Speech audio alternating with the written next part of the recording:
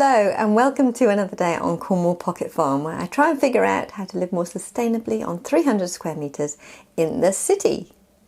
Today is another one in my wardrobe tricks and tricks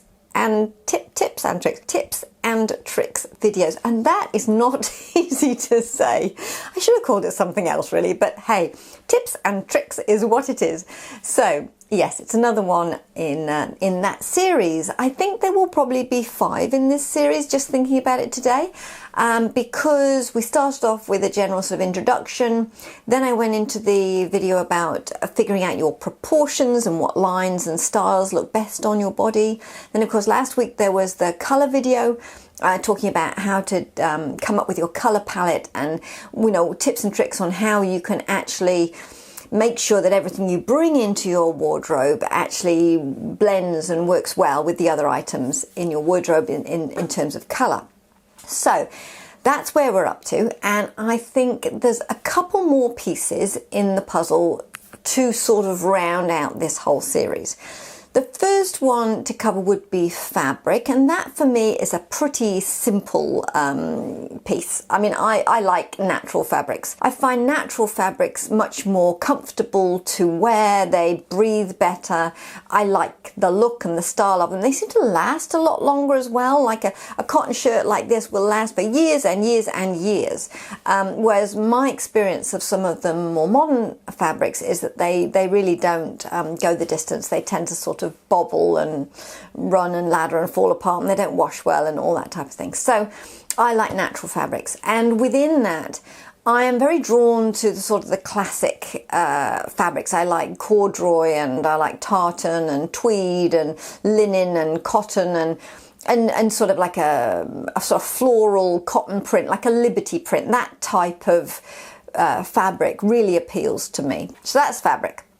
The next piece, I think, is about the sort of the style. I mean, style is an interesting word because it sort of covers everything we've talked about, doesn't it? When people say finding my style, what they mean is all the stuff, the proportions, the colour, the fabrics, the vibe of the thing. I'm really talking about the aesthetic, the sort of the what you want it to look like, what you want to look like in it. So it's, well, the aesthetic is the only real word that I can come up with. It's probably aesthetic, isn't it, for Americans? But anyway, however you say it, that I think is what I'm talking about. The sort of the vibe of the thing. And then also the sort of the wearability. So that's the other piece. Those two things I think is what we're talking about today. The aesthetic and the lifestyle. Yeah, let's call it lifestyle. How it fits well with your lifestyle. So we start off with the aesthetic. So when I started going down this sort of rabbit hole of trying to figure out my style and create my wardrobe, my perfect wardrobe is going to really work for me and all of that, I obviously did a whole bunch of searching on YouTube, and I also got some books out of the library. And one of the books that I got out, which I found was very, very useful, so I do recommend it actually. If you have access to it in your library, get it out and have a read of it. Now, it wasn't perfect for me. It didn't answer my questions. It wasn't the solution, but it did help with my thinking. And the book was, let me just check, hold on one moment. The book was The Curated Closet by Anushka Rees. I hope I'm saying that right. So yes, so that was the book I got out, and I found it very useful, and I've seen videos where people have used that as well, and they found it quite good. But there were a few things that didn't really fit with me, I suppose, or just didn't make sense in my head. Quite often that happens. So anyway, the things that didn't really make sense in my head, this idea that you're supposed to pick 3 words to describe your style. You know, there's a video I watched where the first word is supposed to describe the style you have now, and the second word is supposed to be the aesthetic you want, your aspirational aesthetic. And then the third, I don't know what the third word's for, but anyway, in this book, it was basically you needed to pick 3 words to describe your style. Well, I did try. I mean, I was thinking, okay, I quite like classic fabric, so maybe classic should be one of my words. So classic, right? And then I thought, well, I quite like vintage type things, so maybe vintage should be one of my words. But the problem with that is it's not vintage. I sort of like vintage, but it's vintage inspired. But then you have two words. Can you use, does that count as one word? It's not, of course. Vintage inspired is two words. But then I quite like French chic. So should French be in there? Chic? Now I've got way too many words. Basically, I need more words than that. 3 words, I'm a chatty person. 3 words is just not enough. The other thing is, as I have described before, all of the examples of this type of thing seem to revolve around jeans.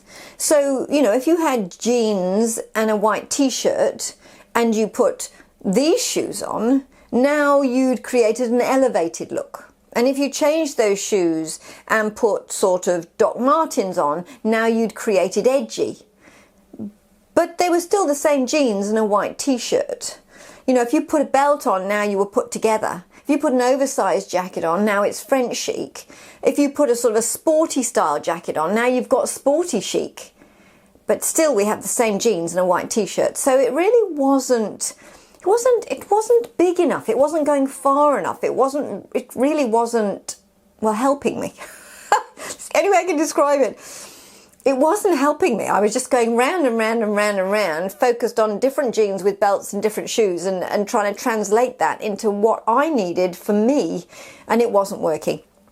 So I came up with a completely different strategy, and I'm hoping that, you know, if you're having problems with the white jeans and t-shirts and different shoes and belts and edgy chic and new money, old money and all the rest of it, and none of the words seem to make sense to you, maybe try what I did. I came up with stories.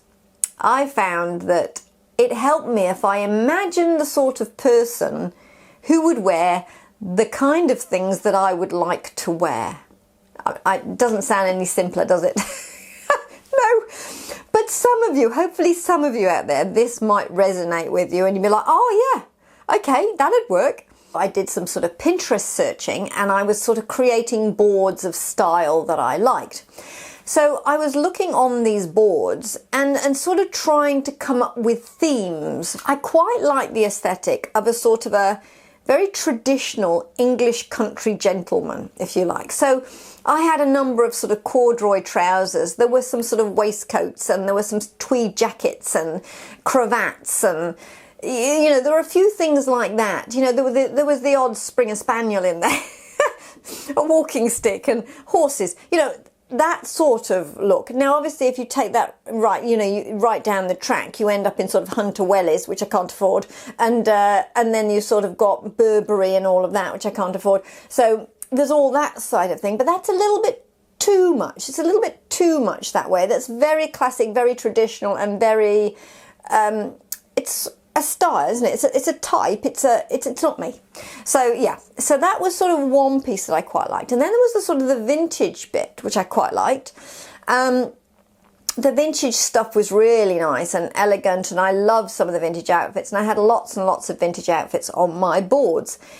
But again, I'm not true vintage. I mean, in New Zealand we can't get that sort of thing anyway, and also it just isn't me doing that true vintage type of thing. But I like the vintage aesthetic, which is why it's vintage inspired, obviously. So I like the vintage aesthetic, but it's not everything. It's not the whole true vintage. So it's a little bit like the sort of the English country bit. It's not all the way down there. It's a little bit down that path, and it's a little bit down the vintage path. And the other thing that I was very drawn to on my Pinterest boards is this sort of French chic sort of look. That really appealed to me as well. So it was sort of a bit of a mix of those. And so I ended up with this story. I hope it makes sense to you. Imagine there's an English country gentleman. I've called him George. And there's a French lady living in France, and I've called her Elise. Now, George meets Elise in France just after the end of World War II. Now, Elise, I should say, she's a pretty cool lady, actually. I'm pretty certain she was in the resistance. So basically, my style is sort of the love child of these two people. I'm going to put up an image just so you can sort of like see how this works. So I imagine that George and Elise both have a sort of a virtual trunk in my head. And I can go and rifle through their trunks, pick out items that they would wear and bring them together in a sort of a slightly rebellious, twisted way, if you like. So for instance, in Elise's trunk, I might find a cotton tea dress, say, with a little floral print on it. And I might wear that, but then I might find like an oversized jacket, an oversized blazer or something in George's trunk. And I might put those together, and then I might add on some, say, Doc Martens or something like that to make something that's like, it's a melange, it's a blend of those sorts of things with a bit of a twist. So I could do it the other way around as well. Like I might find some corduroy trousers, say, in George's trunk, and he might have some nice button-on braces. They call them suspenders, I think, in America. So sort of stripy braces, button-on to the corduroy trousers. And then in Elise's trunk, I might find a nice little blouse and maybe a cardigan. So I might put those together. So I don't know if that makes sense to you, but I find it so much easier to come up with outfits and ideas if I imagine these two virtual trunks in my head. I've got the natural fabrics, I've got the classic fabrics, tweed and tartan and cotton floral prints and linen and those types of things. I've got the vintage inspired, I've got the French chic element, I've got the classic English country feel in there. Essentially, I bring those things together, mix it all up, and then just give it a little bit of a twist to make it sort of modern and make it unique and make it me. Sometimes, of course, it can be just classic Elise and just Elise, and sometimes it can be just George, but quite often it's a mix of the two together. So that's how I do it. I find the story is so easy because when I go out and I'm clothes shopping, I'm like, oh, would George wear this? Would Elise wear this? Yes, that'll work. It's a bit crazy, and I'm sure there isn't anywhere else on the internet where somebody has suggested that you make up a story for part of your aesthetic, your style. But it works for me, so I thought I would share it with you to see if it resonated with you. Because, I'm sure there are other people out there that maybe the 3 words is not really hacking it. And the next piece of the puzzle, of course, is that wearability. That what do you actually do in your lifestyle and the clothes that you need for that.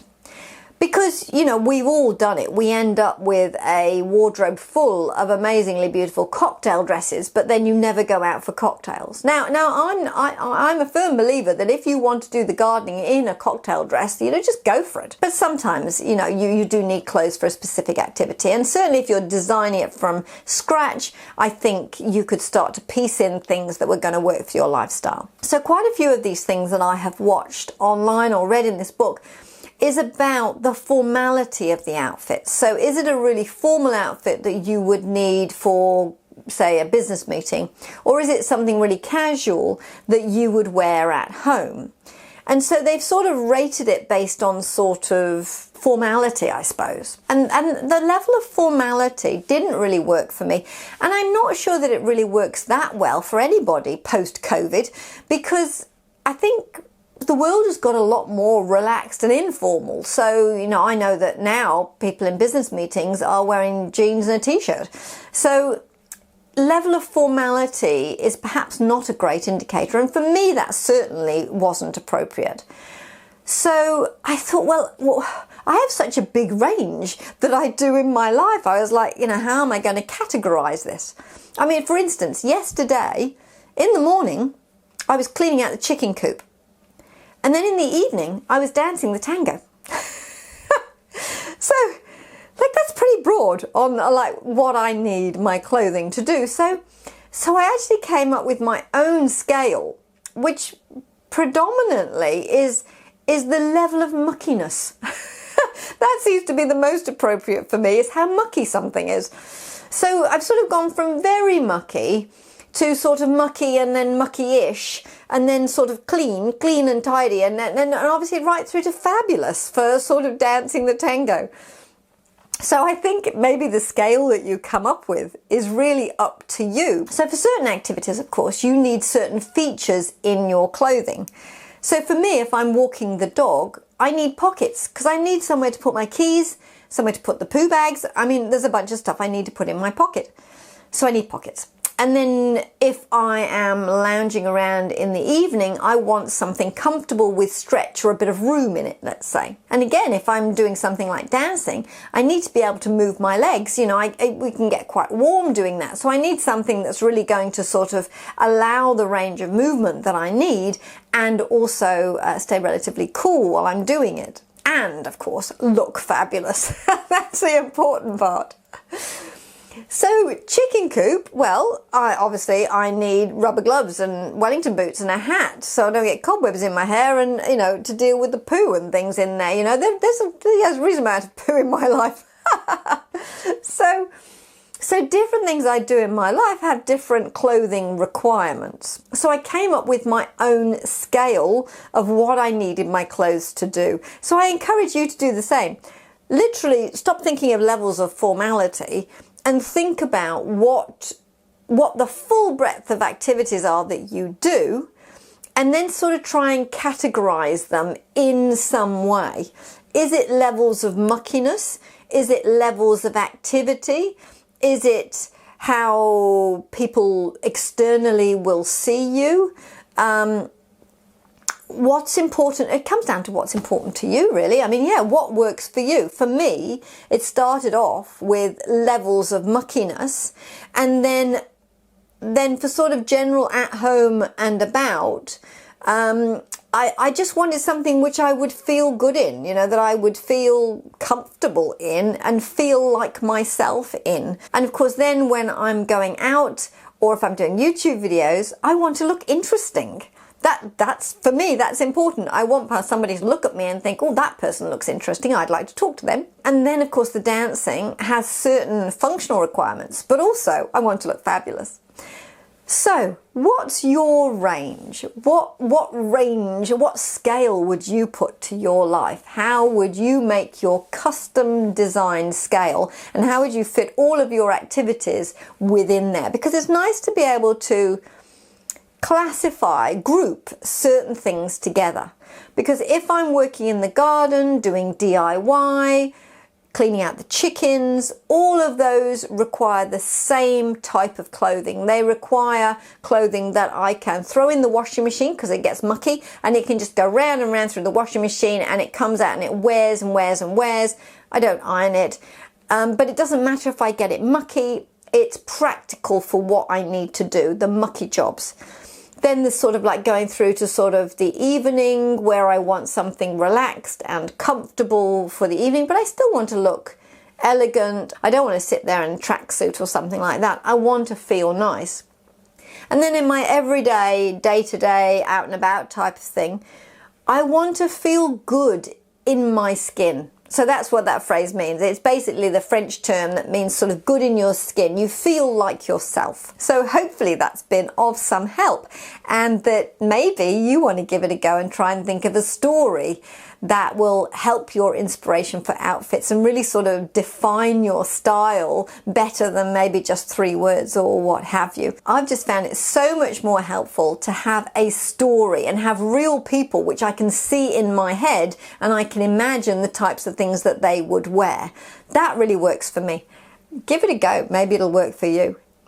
And then, of course, thinking about that practical level of your lifestyle and what clothes are going to work for your lifestyle. Have a little think maybe about your whole life and all of the things that you do. See if you can cluster them into some sort of subcategories. And your scale can be anything that you want. I mean, you don't need to do it on levels of formality, because as I say, that didn't work for me. Maybe try levels of muckiness. Figure out your own scale and then put your clothing needs along that scale. Anyway, I think there'll probably be one more in this series where I just sort of bring all these things together and try and make a sort of holistic view of the whole thing, if you like. So that might be the next video. Also, I need to get on with my winter capsule wardrobe, of course, but I just wanted to get through all this and explain everything, because often it's really helpful, I find, if you try and explain a bunch of stuff that goes on in your head, if you explain it to somebody else, I find that it makes a lot more sense to me, and it helps me sort of work out some of the details. So it's really been helpful for me as well to do this series, and I'm hoping that you've got something out of it. So anyway, I will say goodbye. See you next time. Bye.